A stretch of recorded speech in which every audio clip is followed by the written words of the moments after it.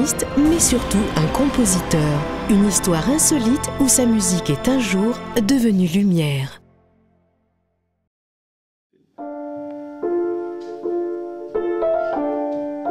C'est vers l'âge de 6 ans que Luc Béweer débute l'étude du piano dans le pensionnat où il séjourne.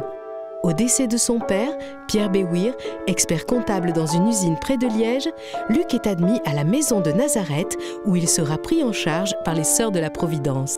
C'est en passant derrière une mystérieuse porte vitrée que Luc entend des sons de musique. Du piano.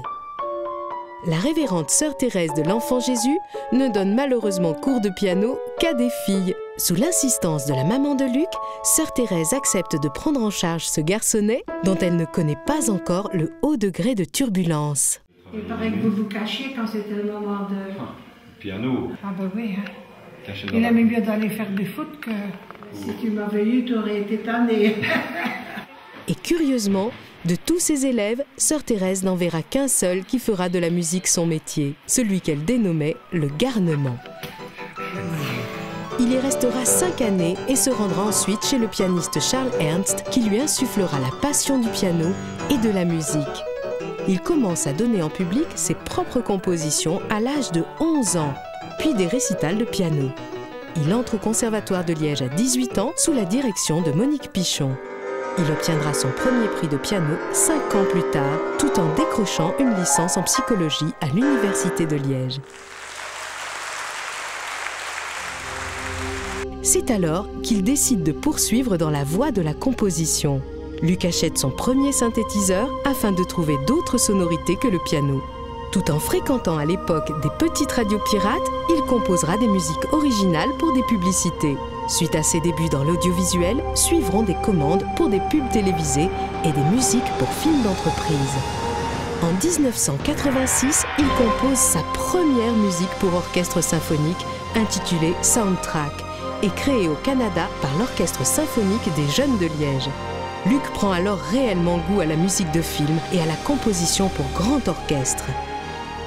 En 1987, il s'inscrit comme concurrent au Festival mondial de l'image sous-marine d'Antibes au concours La musique et la mer. Il y remporte le premier prix François de Roubaix. En des années, au festival, nous avions des réalisateurs de films qui utilisaient des musiques, et bien souvent les mêmes. Jean-Michel Jarre, Angelis et autres. Et on s'est dit, il doit y avoir quelque part quand même des gens qui ont de l'imagination pour faire une musique, une création nouvelle. Et il faut mettre ces gens en rapport avec les réalisateurs d'images. Donc on a créé le prix La musique et la mer. Et Luc Béweer, bien, s'est passé à Liège. Une de ses connaissances, quand j'ai annoncé ce prix, m'a dit « Je connais un auteur qui certainement sera intéressé ». Luc Béweer s'est présenté, il a pris le premier prix et puis depuis, il ne quitte plus Antibes. C'est le début d'une longue série de collaborations avec des réalisateurs de documentaires en Belgique et en France. 1989, Luc est invité par l'océanologue Daniel Baye à la station de recherche sous-marine Starezo à Calvi, en Corse. La rencontre avec l'océanologue Daniel Baye s'est faite au Festival d'Antibes et Daniel Baye est venu me trouver en me demandant si je ne voulais pas prendre mes synthés et aller composer carrément au milieu de la Méditerranée à la station de recherche sous-marine Starezo. Alors je me souviens, je suis parti avec mes synthés, mes tables de mixage, on a pris l'avion et puis alors en jeep dans une route épouvantable pour arriver à la station. Tu vois, l'arrivée à Starezo par la terre, c'est d'abord 4 km de route infernale, mais pour arriver dans un site tout à fait isolé. Et là, c'était le paradis. Au bord de l'eau, je pouvais composer la musique et j'ai fait cette musique qui s'appelle Starezo Baye. Mais alors par après, j'ai fait aussi près d'une trentaine de films avec Daniel Baye où j'ai fait les musiques. Et puis Starezo, c'est aussi ma première plongée. La première plongée de Luc est ainsi filmée par la télévision française, un grand moment du film sous-marin. Néanmoins, même si la performance subaquatique n'est pas de taille, la musique sera primée à Antibes comme meilleure musique de reportage.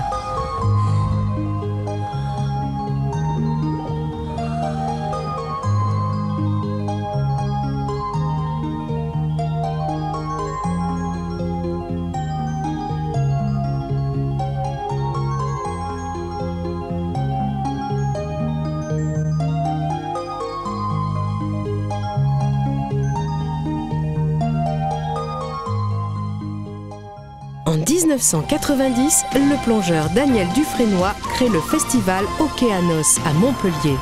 Il demande à Luc Béouir de composer le générique de son festival. Sans le savoir, Luc crée alors une musique qui sera un tournant dans sa vie de compositeur, Océanos, et joue en direct tous les soirs. La musique, liée à l'image sous-marine d'un diaporama géant, soulève l'enthousiasme.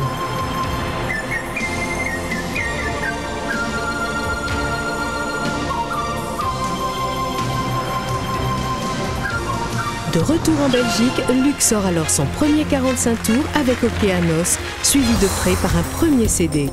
Cette musique se retrouve sur quantité de vidéos amateurs, reportages télévisés pour enfin tomber dans l'oreille d'un organisateur de concert, Roger Lecoq. Il entreprend de réaliser le plus grand concert son et lumière de Belgique et pour cela, il veut Luc Béouir au milieu du lac de Robertville. Alors, Robertville, ça c'est une expérience tout à fait particulière. Quand j'ai eu un coup de téléphone de ce gars qui me dit qu'il veut me faire jouer au milieu du lac de Robertville, j'ai écrit un canular monumental et j'y ai plus cru. Et puis quelques semaines se sont passées, j'ai complètement oublié cette histoire. Et puis un jour il m'a téléphoné en disant ça y est, c'est ok, on part sur le lac de Robertville. Et là alors, il a fallu commencer à composer et à me remettre en question sérieusement pour monter sur une scène parce que c'est pas du tout mon truc que d'être sur une scène. Quelques semaines plus tard, le fameux concert du lac de Robertville est mis sur pied avec force moyens. Jeux d'eau, laser, feux d'artifice, chorale et musiciens au milieu du lac. Plus de 12 000 spectateurs vivront ce moment de magie. La presse, la télévision, la radio feront de ce spectacle un moment inoubliable. 2 mois plus tard, les portes du Temple de la musique s'ouvrent à Luc. Bruxelles, Forêt nationale.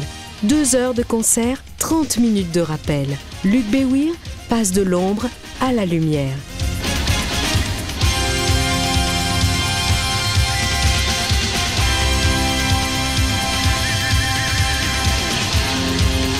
Mais promis, ce n'étaient ni des invités, ni des membres de la famille de l'artiste. Est-ce que vous êtes le cousin de Luc Béouir? Non. Son frère? Non. Vous, manifestement, vous êtes les neveux et nièces de Luc Béouir. Sa petite nièce? Non. Le beau-fils de Luc Béouir? Ah non, pas de chance. Ce soir, dans la salle, il n'y a pas que des cousins à vous, ou votre frère et votre sœur? Non, je ne crois pas. Heureusement, d'ailleurs. Bon, évidemment, il y a quelques exceptions. Je suis la mère de Luc Béouir. Tout ceci pour dire que Luc Béouir commence à avoir vraiment du succès. Sa musique va d'un 5 tous revisité au synthé à quelques morceaux style Grand Bleu et des ballades rock. Bref, Béouir monte sur un train en marche, celui de la musique dite intérieure, mais il le fait plutôt bien. Ce serait dommage de ne pas le découvrir. Et c'est à cette époque que Luc Béouir est de plus en plus demandé sur les plateaux de télévision.